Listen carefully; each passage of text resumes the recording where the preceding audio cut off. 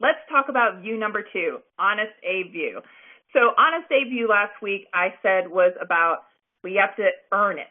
Like we can't put our idea in front of someone unless we've earned it. And so a lot of us don't do a lot of things because we're not ready or we haven't proven ourselves or we don't have the right background.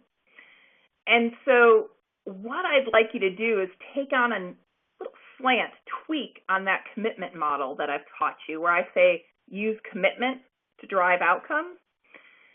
So the practice is when you're stuck, when you're not getting movement, commit to the infeasible and unreasonable, not just for yourself, but for others. Why would I tell you to do that? Because if you go to corporate America, I will tell you, I do a lot of strategic planning, and they say, Elizabeth, it's got to be achievable and reasonable. We learned SMART, right? And I say, well, I've redone SMART. My SMART letters aren't achievable and reasonable when I do my strategic planning. And here's why. There's a trap buried in only writing goals that you find achievable and reasonable.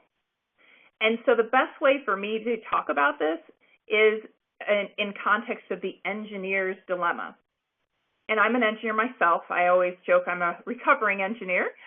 And one of my favorite stories that I remember reading almost 15 years ago that really got me to start embracing this practice in my own life was with DuPont.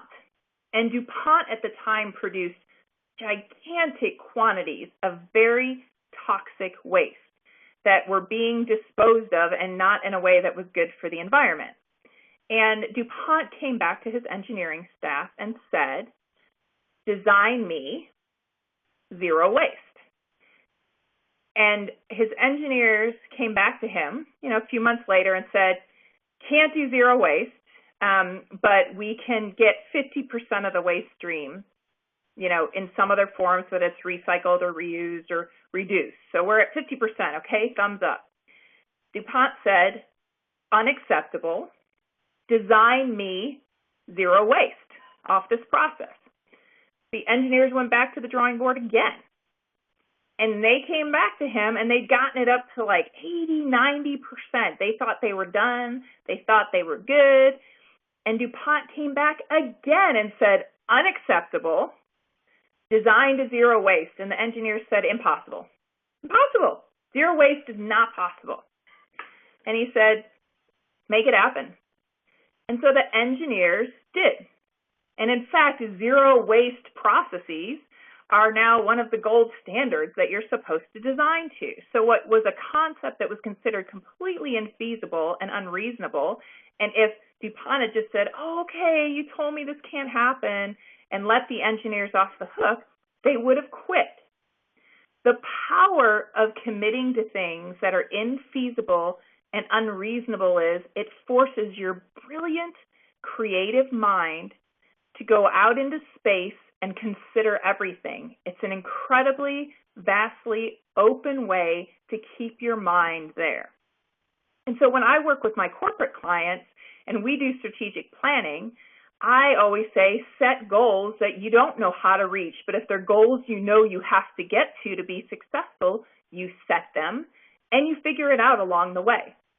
And we do a whole other thing around failure, which we're going to do a couple little things on that on this call today. But the reality is, if you only commit to what is feasible and reasonable, what is feasible and reasonable comes from your history, your past.